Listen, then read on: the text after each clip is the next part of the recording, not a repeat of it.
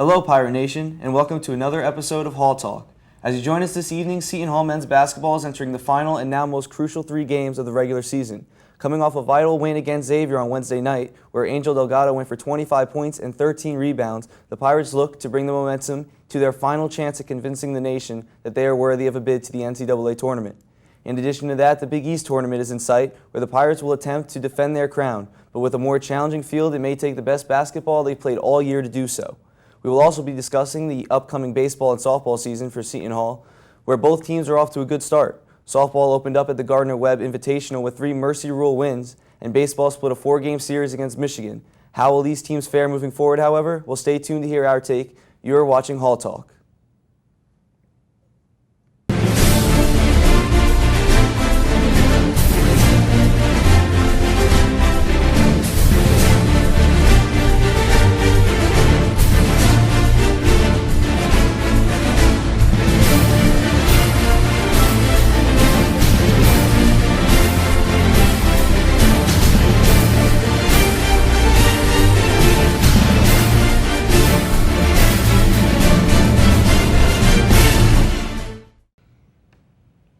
Welcome back. I'm your host, Keith Egan. I'm joined here by JP Prue and Frank Frasco. Well, guys, a big win for Seton Hall last night over Xavier. Maybe a saving win if in respects to the NCAA tournament. What was key for the game?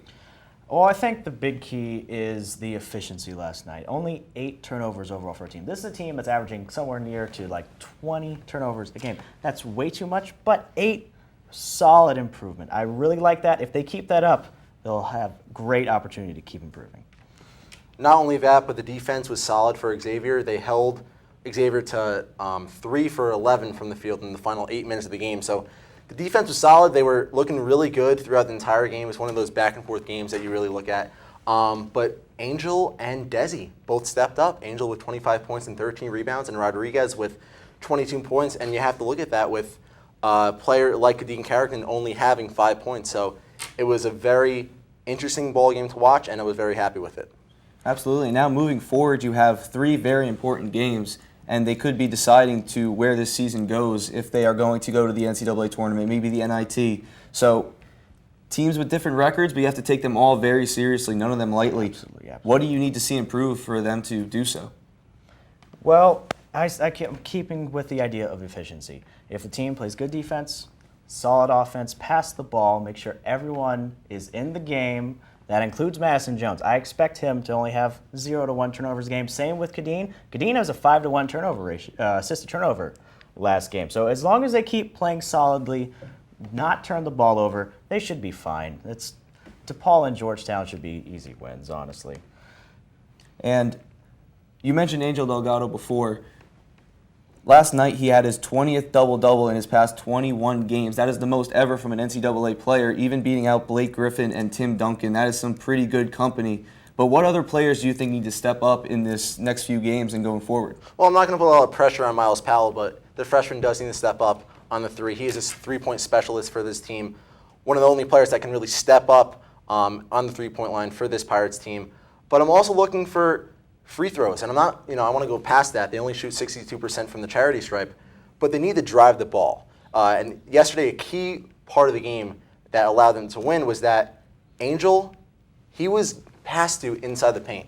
He got all those points. He had 25 points, and honestly, I think the team could definitely drive in and get fouls and just go to the line and get a better free throw percentage. And JP, I want to go to you.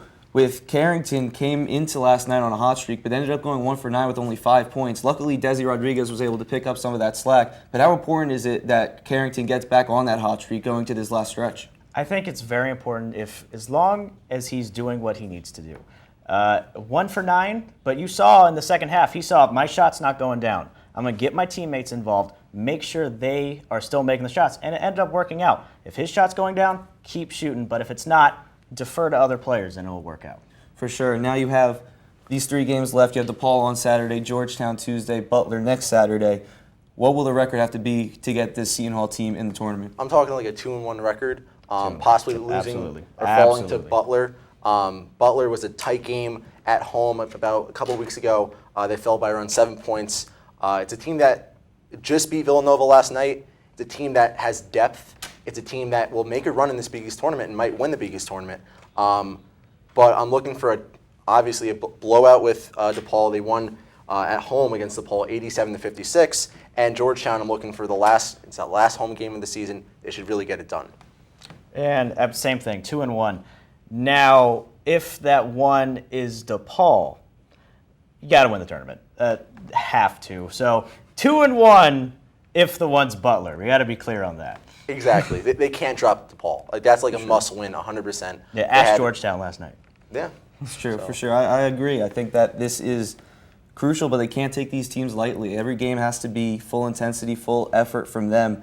But you mentioned the tournament.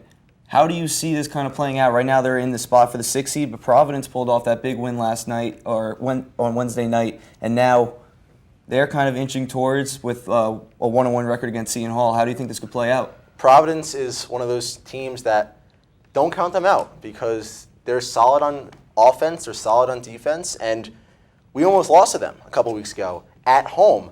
But when you're talking about a team like Seton Hall that needs to get at least 2 wins, and I think 2 manageable wins with DePaul and Georgetown, I think they can definitely get it done, and we'll see what happens. And I think getting the 6th seed is the most important thing. Say they finish 7th and have to play DePaul in the Big East tournament on the Wednesday night, you're going to have 2 wins. Because DePaul's not going to count for anything. Like, the committee will not care that your 1 win was DePaul. So get the 6th seed, play someone like Creighton, get a win against Creighton. They're safe. They will not be playing in Dayton. That's key. Get that 6th seed. And they have experience with Creighton. They've beaten them before. So For sure.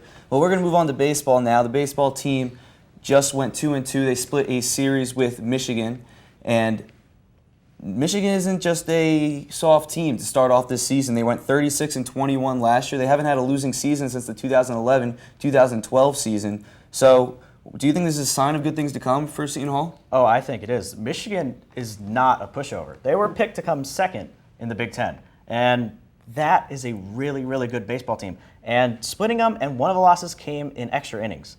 That's 2-2 against a good team that absolutely shows that this team is for real and should definitely contend in a weaker Big East conference. And you're talking about a good team. I mean, they held Michigan to 1 hit in the last 4 innings in the first game, in which they won with a final score of 5-4. It's a solid team. They have a deep rotation in the pitching defense. And they have a lot of starters who are coming back. We'll have to see with this team. And what do you think maybe their identity can become this year? Last year they kind of took on the identity of having a base-stealing team, but they lose Jenkins, they lose a couple others. Does someone else fill into this role, or do they take maybe a different identity?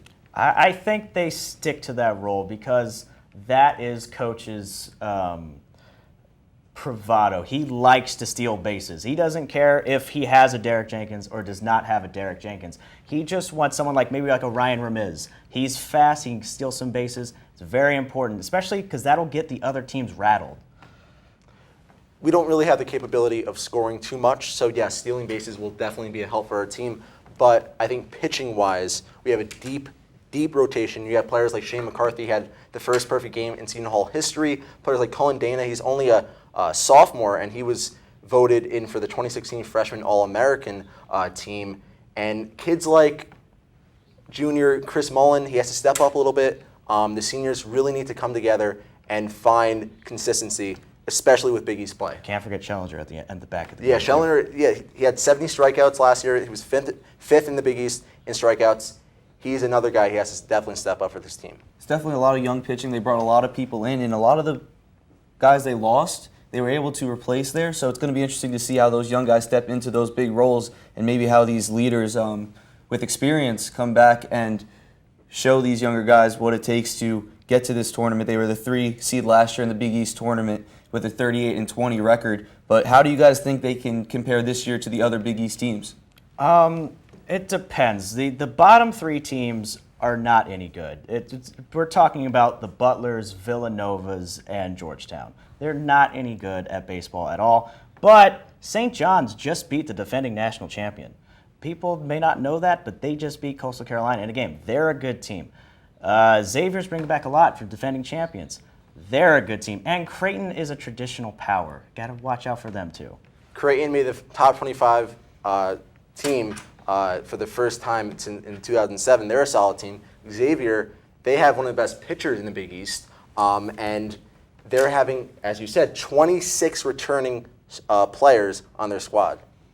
It's going to be interesting to see. I think the Big East is stepping up in baseball, has a lot of potential with that. We're going to move on to another Seton Hall team who's off to a good start now. The softball team mercy ruled 3 teams in this weekend in the tournament they were in Hampton, Bucknell, and Holy Cross.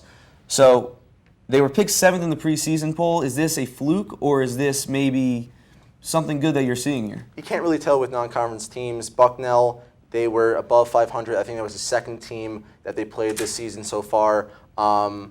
But Seton Hall, what I really liked is that they came out of the gate really strong. Last season, they lost their first 2 opening games in the season.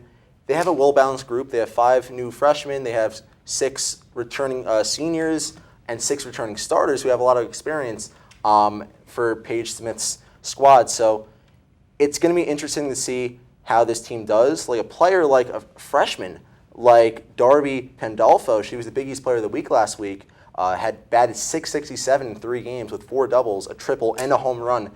Players like that, a freshman, definitely help this team. And to carry off that, I think it's a little bit of both. I think the teams aren't great that they're playing, but to run rule 3 teams in a row, it takes a good team to do that. Like if they were average, they would have beaten them by like 2 or 3 runs. So, and the averages on this team are insane. There was some people with an OBP of like 750. It's crazy. It's hard to tell with baseball until we get really into the brink of the season. And it'll be interesting to see how they do. Last year they went 20 and 34 overall. What would you say needs to improve? Is there something that needs to change? They had a few injuries last year, but what can go differently that would help them out? They were 5-17 on the road last season, so they have to learn how to dominate on the road, learn how to dominate the easy non-conference wins.